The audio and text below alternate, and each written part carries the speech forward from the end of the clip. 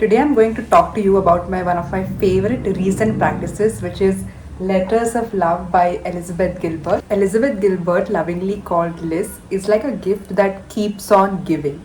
I first stumbled across her through her novel Eat, Pray, Love, of course, and that story was such a deep and emotional roller coaster.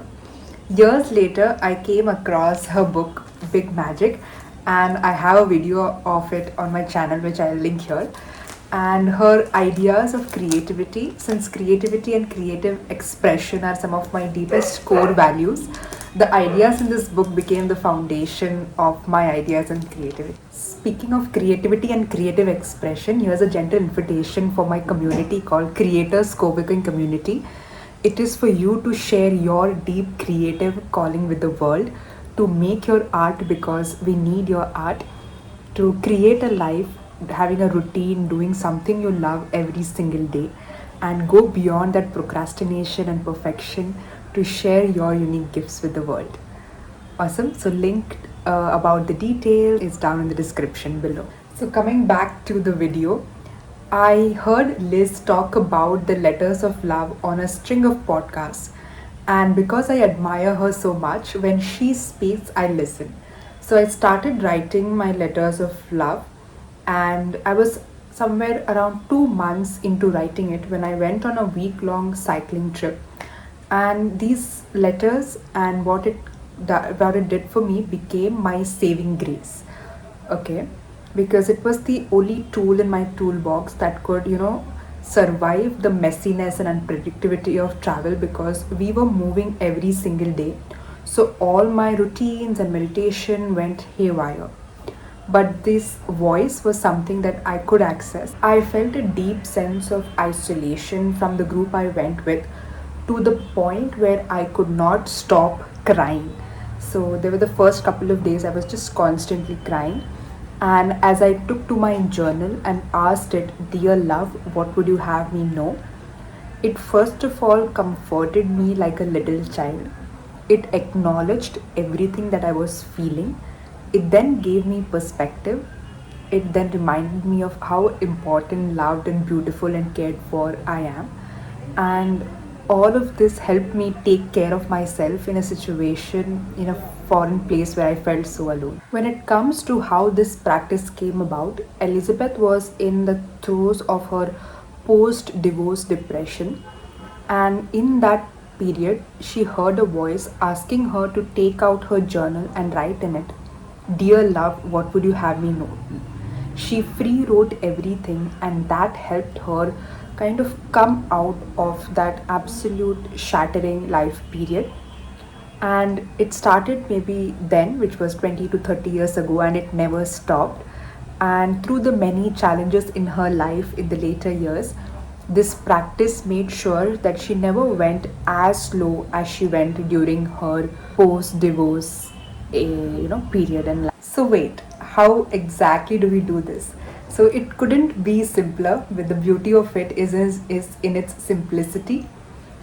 So you just take out your journal, you calm yourself down, take out your journal and pen and write, "Dear love, what would you have me know?" Okay, "Dear love, what would you have me know?" And then you just free write everything that comes through from this spirit of unconditional love, which ironically abbreviates to soul, spirit of unconditional love. And Liz talks about this, and I also find it true in my practice, that it often starts with words of adoration, like it's talking to a baby or a child who it deeply adores. So, pumpkin pie, sugar beans, cutie pie, love. I know it might be a little cringe at the beginning, but you're allowed to be, cringe with yourself. For example, my recent trip was the cycling trip, right? So there was a point where I was riding the cycle and crying and bawling my eyes out. So, from an adorable lens, from that perspective, I looked at it like it was like a comical scene, as if who rides on a cycle and cries like that. So, this is how I can look at myself from an adorable lens, like I'm an adult doing baby things. Yeah, like I'm an adult doing baby things. The beauty of it is that it can show up in any way that you want it to, because we all grew up with a certain idea of God depending on the religion we were born in and the conversations around us. So, here, when it comes to this spirit of unconditional love, it can show up the way you want it to. For example, for someone, it may be a soothing parental voice. For some, it may be an encouraging friend. For someone, it may be an encouraging mentor. For some, it may be a humorous friend. And it can also show up in different avatars depending on what you need in that moment. So the resistance I personally face with these kind of practices is I feel like it needs to be this voice or this message or this channeled message dropping straight from heaven right into my journal. And someone asked Liz about this, and her answer resonated with me, that what if it's not a message from God? What if it's just a loving voice inside your head? So we are experts at berating ourselves, doubting ourselves, criticizing ourselves, and that voice is also not real. So what if we develop this voice that is loving, kind, and compassionate to us? What's wrong with that? I am in. I would totally want that voice to be the louder voice in my head. And as you write these letters day in and day out, that starts to become the dominant voice and in your head as well. Transforming the way we speak to ourselves is one of the most challenging yet the most important journeys we take in our lifetime.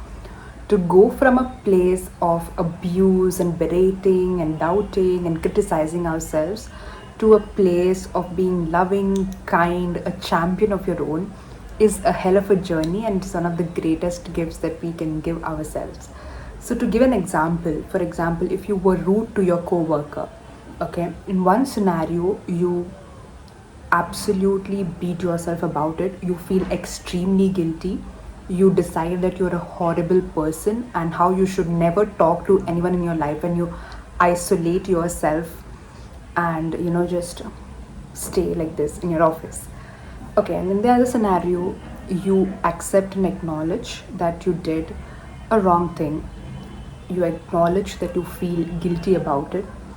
First, you, from a place of love, you forgive yourself, and then from a place of love, you ask for forgiveness from that co-worker and try to make that attempt to reconnect. Which approach do you think would be beneficial to you and the people in your life?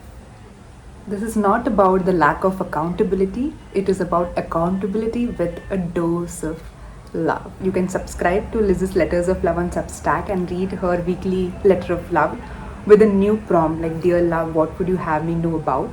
There are also guests that come in who write on this. With the paid subscription, you can read that, and also the letters of love from people around the world in the comment section. If you like this video, you would also like this video called Parts Video. Thank you for the love on it. It's about how we have different parts and how these different parts have their own entity and they have their own voice. And this is similar to how we can build a part that is loving to ourselves. So, something that I would highly recommend you check out.